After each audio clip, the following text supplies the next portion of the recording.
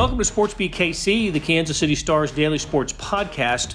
It's Thursday, February 27th, and I'm Blair Kirchhoff. We got a busy show for you today. Star columnist Sam Mellinger drops by, and we discuss a few topics, starting with college basketball. Kansas State was expected to drop off from its Big 12 championship season of 2019, but this much? The Wildcats take a last-place record into Saturday's home game against Kansas, and what does that mean for the future of Coach Bruce Weber? Later, we'll find some time to talk Royals. Sam just got back from a stint at spring training, and I got some questions for him. Plus, you'll hear from Isaiah Simmons. He's the Clemson linebacker who went to Olathe North, and his stock is climbing on NFL mock draft boards. Simmons is a unique talent who can play several positions, and the star Sam McDowell was part of the group that interviewed Simmons at the NFL Combine in Indianapolis earlier today. But first, here's Sam Mellinger talking college hoops and other topics. Sam, it's been so long since I've seen you. I think since the last time I saw you, married, couple of kids, Right. It's been a while. Yeah. No, glad to have you back. You've been at spring training for one thing. I have, yep. So that's never a bad Yeah, it was good. gig. It was good. But I wanted to start today by talking a little college basketball with the Sunflower Showdown coming up on Saturday. And I'm going to talk to Jesse Newell tomorrow about KU. So let's you and I talk about K-State. Yeah. It's quite the drop-off from last year when Kansas State shared the Big 12 title with Texas Tech, finished 14-4, and they go into Saturday's game, I want to say 2-13 with a Big 12 record. And reading some Carlos Robinette stories, they are on the verge of setting school records for most losses overall in a season and most conference losses in a season. And I mean, I didn't see. There would be a drop. I figured there'd be a drop off when you lose Dean Wade and Barry Brown and Kamau Stokes. I didn't see this kind of drop off. And what does this mean for Bruce Weber?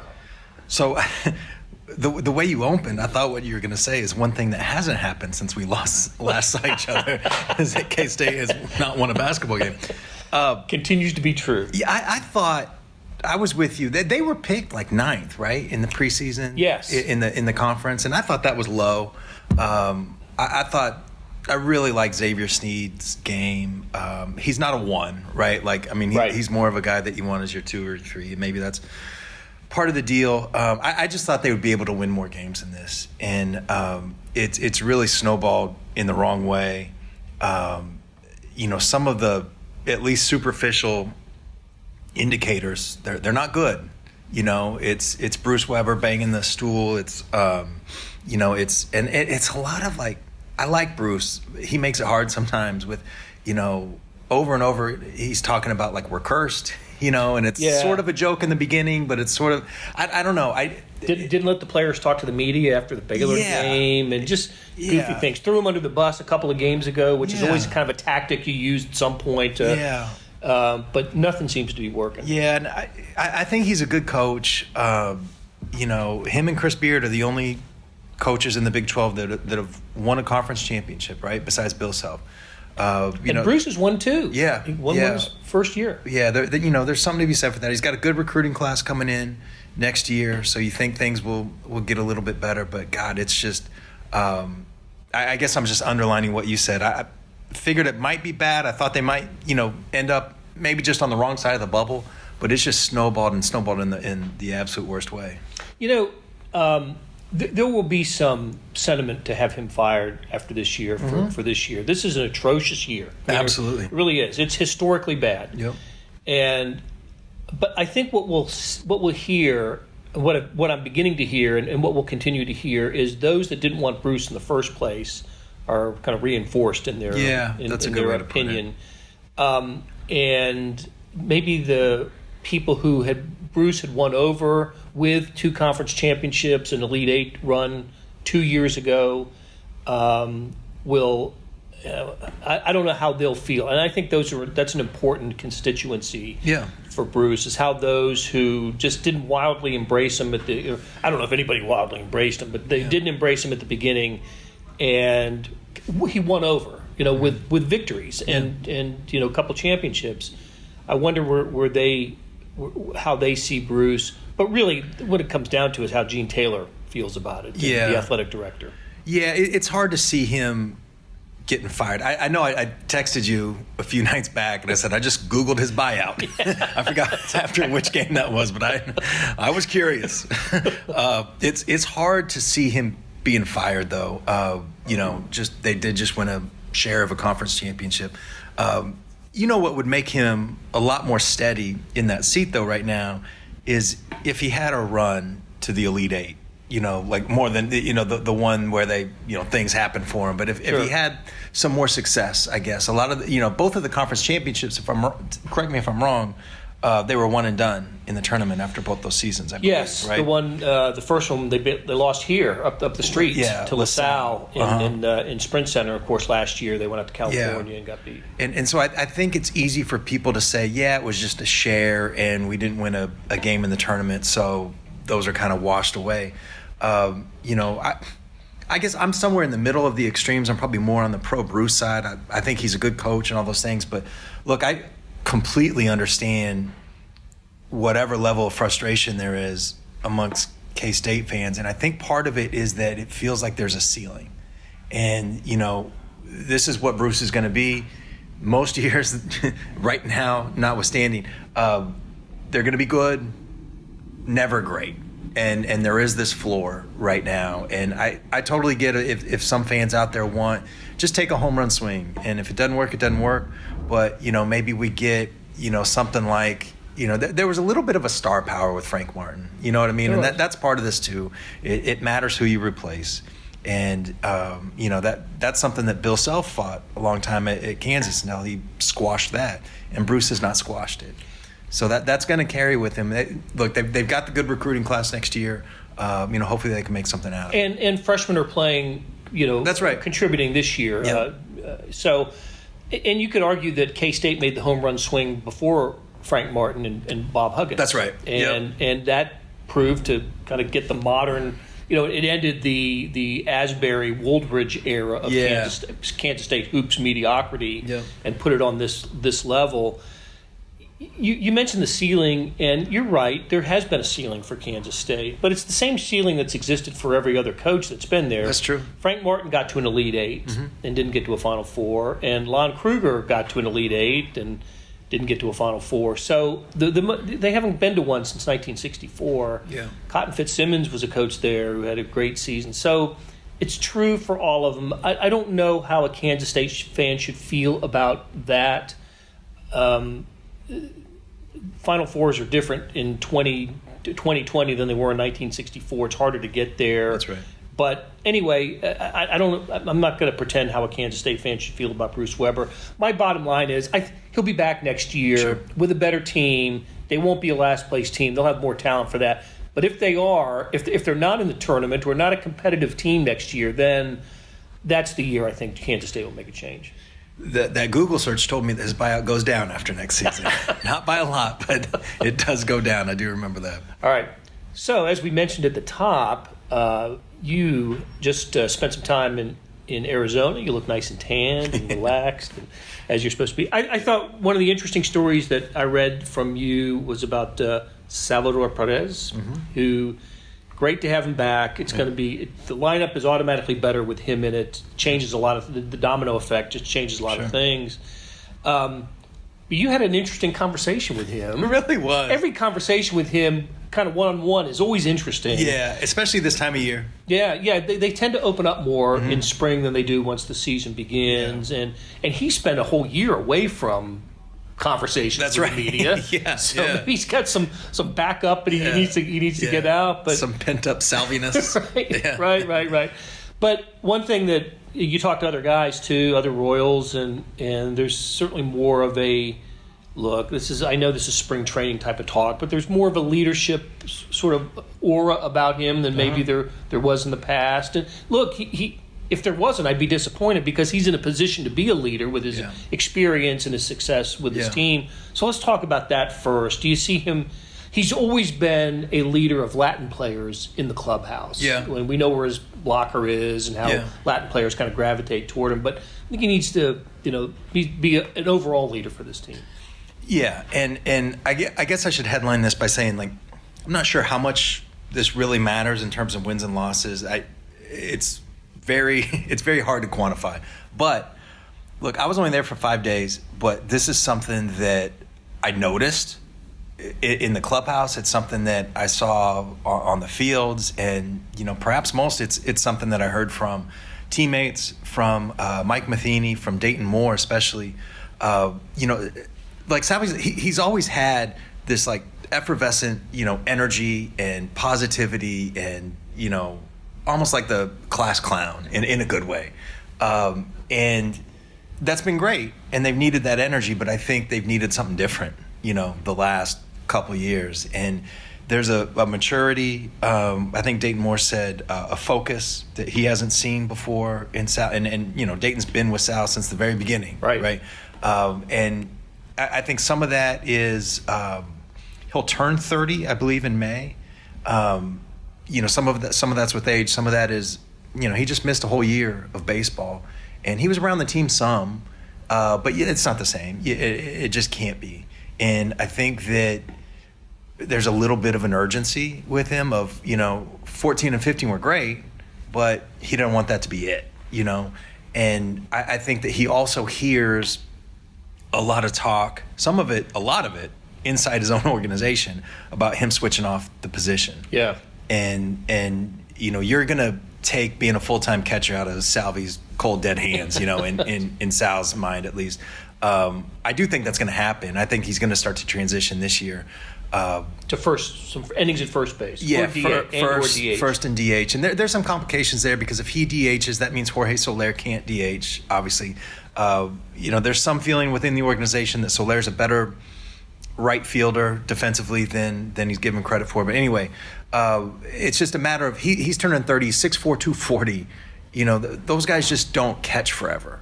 And this may be the time where he has to transition. It's a new chapter of his career. And, maybe you're going to ask me about this anyway, but we were talking sort of off air, I guess. But I did think it was really interesting that he brought up, I did not ask him about his contract. I did not ask him about free agency. Stop right there, because I'm going to quote you, and then I'm going to quote him. There we go. Yep. So here's what you wrote. Maybe that's why Perez, in a conversation for this column, brought up his contract unprompted. And here's the Salvador Perez quote. I don't know what's going to happen in 2 years, he said, which, first of all, it reminded me what the length of the deal is, so it expired in 2 years. And it continues, I'll be in free agency, so I want to make it to the playoffs with these guys before I leave. Yeah. I want to be here, but you never know what's going to happen, So, yeah. When I read that this morning, I said, oh, that's interesting. Now, look, we've all talked to Salvy. He's not the cleanest English-speaking person. There's some things can get lost in translation a little bit here, but I didn't get a sense reading this that that was the case. Yeah, he's thinking in his mind that he's got a couple years to have success with the Royals, and then let the chips fall where they may. Yeah, that hit my ears too. And I asked him about it later, and it was sort of unclear. We sort of had this quick back and forth that I don't think I included in the column, because it was just I'm not sure what it meant. But I was basically like, when you leave, and he said, well, I'll be a free agent. I was like, does that mean you're not open to a deal? And he kind of got, we kind of wove in and out, and he basically said, if they come talk to me, I'll listen, but, I'm not thinking about that right now. I'm just trying to play baseball. So I don't know what that means. I know the Royals are considering it. I do know that. I do know that they, look, they kick around a million scenarios like any front office in any sport. But that's one of them. Do we do another deal with Sal? My feeling, and this is a little bit of an educated guess, but it's 90% just a hunch. I think he wants to be a free agent. He's never been a free agent. Free agency in that world of Major League Baseball players, everybody wants to be a free agent. Sure. And you want to see their value. Yeah. Alex Gordon, wanted to be a free agent, just see what's out there. Now, I think Sal's going to be disappointed in 2 years with what's out there because of, some of these things that we've been talking about. Where the game is going, it's going away from low on base, sort of one-dimensional hitters that may have to move off the position.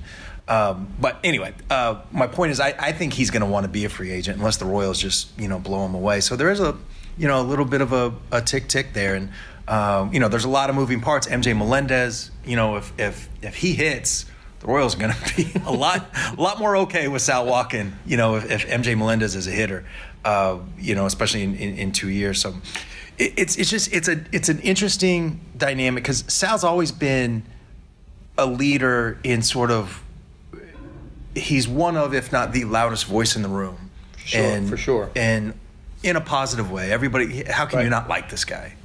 He's just, I think that his joy for baseball, look, he does turn it up when the cameras are on. He's got some showman in him, but when the cameras are off, there's still a lot of energy and joy, and I think you need that through 162. So that'll be a boost for them coming back, but it's just a really interesting part of his career. It's a new chapter. He's not the 25-year-old, Salvy splash guy anymore. He needs to be the adult in the room. If nothing else, it occurs to me that he should be pretty motivated to have a good 2020 and 2021. Yeah. If to maybe smooth over some of the flaws in his game, like getting on base and taking a few more walks. Yeah, Yes, I agree with that. I don't know. He's a pretty stubborn guy, and that served him well. Yeah, look, he's had a successful career. Yeah, to this point. It's hard to imagine him all of a sudden having a 320 or 330 on base percentage, right?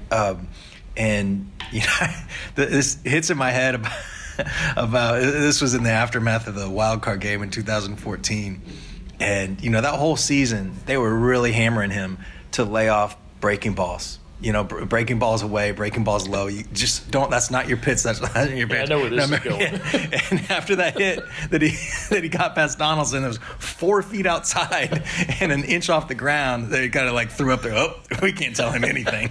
The rest of his career, he's going to swing at that pitch, and maybe it was worth it. But I do think that he wants to be seen as that guy too. It's important for him to hit in the middle of the order. It's important for him to be the catcher. It's important for him to work with the pitchers, and just be in the middle of things. And I do think, sense of urgency is a phrase that, is probably overplayed, but I think he's starting to get that a little bit. I really do. All right, so let's talk. We'll talk some more Royals next week when our friend Vahe is gone at spring training. So I've got some other questions about spring training, but let's leave it at this for today, and pick it up next week. All right, thanks, Sam. Cool. Hey, it's Blair. Hey, we have a special subscription offer for SportsBeat KC listeners: unlimited digital access to the Kansas City Stars award-winning sports coverage. Sign up now for 1 year of Sports Pass for access to all the sports news, features, and columns we have to offer. And it's only $30. That's a 40% savings off our regular rate. For your convenience, your subscription will automatically renew after the initial term at $50 unless you tell us to cancel. A lot of subscription services won't tell you that. They'll just sneak it on there. We just told you. Your subscription helps support the sports coverage of kansascity.com and the Kansas City Star. Please visit kansascity.com/SportsBeatKC offer to get this special offer. And as always, thanks for listening. We're back, and now you'll hear an interview with Clemson linebacker Isaiah Simmons conducted with reporters at the NFL Combine in Indianapolis earlier today. Simmons was a standout at Olathe North. His older brother Victor played at KU. Star reporter Sam McDowell was part of the group who interviewed Isaiah Simmons, and we're going to run the entire give and take. About 9 minutes in, Sam asks Simmons about the recruiting process. Here's the interview. The game is evolving, so the name of the game now is stopping tight ends, so something has to be done to stop these Travis Kelce's and George Kittles out there. Isaiah, if I'm not mistaken, I think you were sometimes used inside. Do you feel at the next level you have the ability to stack and shed if asked to line up inside? Absolutely.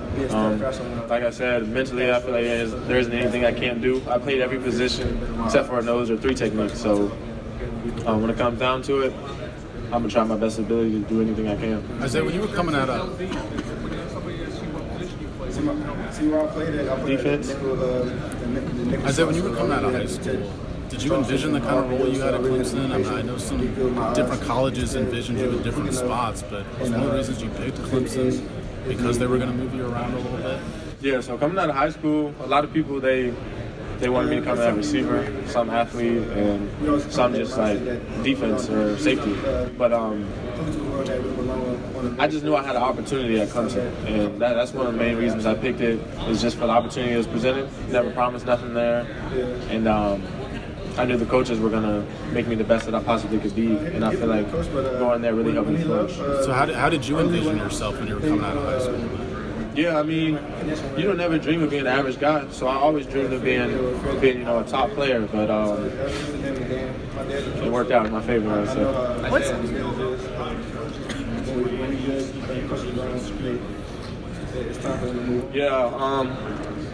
The way his defense is, obviously I would be a fitting guy there, but like I said, I feel like I could go there and be very successful.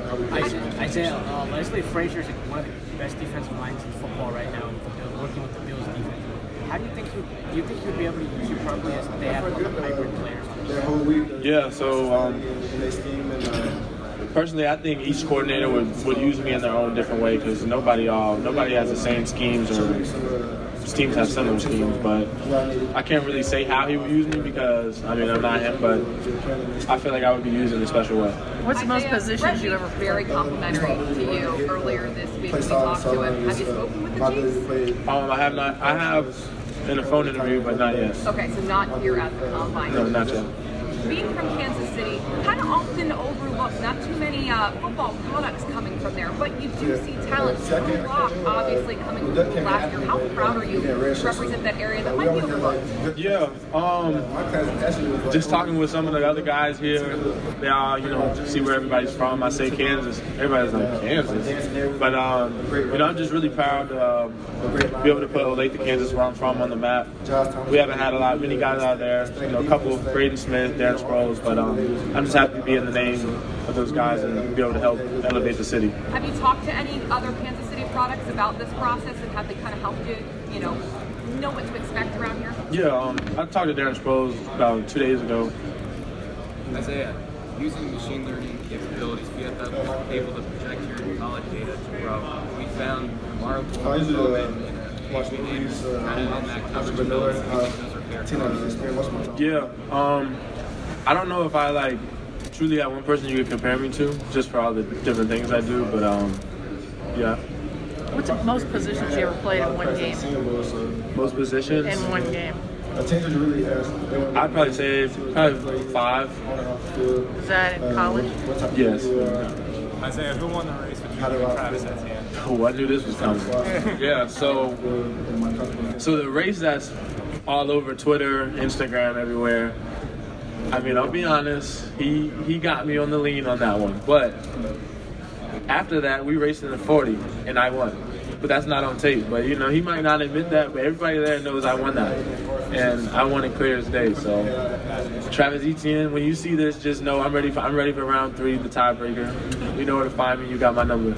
Isaiah, can I ask you a little bit about the draft going to Vegas? You'll be there. You've seen the pictures, the boat on the Bellagio water, the floating stage and stuff? Yeah, so I will be there. And I think it's just kind of cool how everything has changed this year. Just even with the combine and now the draft being that different. It'll definitely be a memorable draft that everybody will look back at on and be like, wow, look at this. You gonna go on that boat? Yeah. Isaiah, sometimes there's a stigmatism of having the label jack of all trades. The other half of that is master of none. But you seem to have overcome that. What has been the key? Has it been how they've used you? Has it been how you've trained? What do you think has been the key to, being a jack of all trades and a master of those trades? Yeah. So the hardest part about it is the mental aspect. Just having to know what everybody has to do. That was the most complicated thing I had to deal with. But I learned everything very fast, and I feel like that's what really benefited me and helped me play at a high level. How did you do that, though? How do you learn every position so well that you don't have to think about what you're doing every time? So at Clemson, our back 7, we all meet in the same room, so I'm able to hear everything all at one time, opposed to having to go from room to room to room. Isaiah, can you talk about why does the NFL need a player like you in today's game? What makes you so valuable? If you know who George Kittle and Travis Kelce are, then that explains it all. Stopping tight ends and linebackers playing man on running backs is like the game's no longer a 250-pound linebacker. Like it's more of guys that can run side to side and that are able to cover because it's just such a necessity now with the tight ends and running backs. So you're the perfect NFL prototype hybrid linebacker, do you think? Absolutely. Just talking about tight ends at the college level, who are some of the best ones you thought you faced? Hayden Hurst is really good. I don't know, Baltimore Ravens, first-round tight end, but he was really well, really good. Cole from Notre Dame, he's in this draft as well. He's also very good. Isaiah, can you talk a little bit about your upbringing? Because obviously it starts at home, the values that are instilled by your family and whatnot. Can you just talk about how that shaped you into the guy you are today? Yeah, so my family, me and my brother just growing up, we've always been like the star players on the team and everything, just being blessed with our natural abilities. But my mom, she sports was always second. So everything that she taught us had to come first, chores, everything we had to do. If it was behavioral issues, like we weren't playing in the game, we weren't going to practice, all that stuff came first, which all of that stuff, it helped me to become humble. And I always wear these hoodies, shirts that say humble over hype, and it's a friend of mine, she started the brand, and it's something that I truly believe, that humble over hype is a serious thing that people should really live by. So if I had to put it into a saying, then there's no better way to put it than that.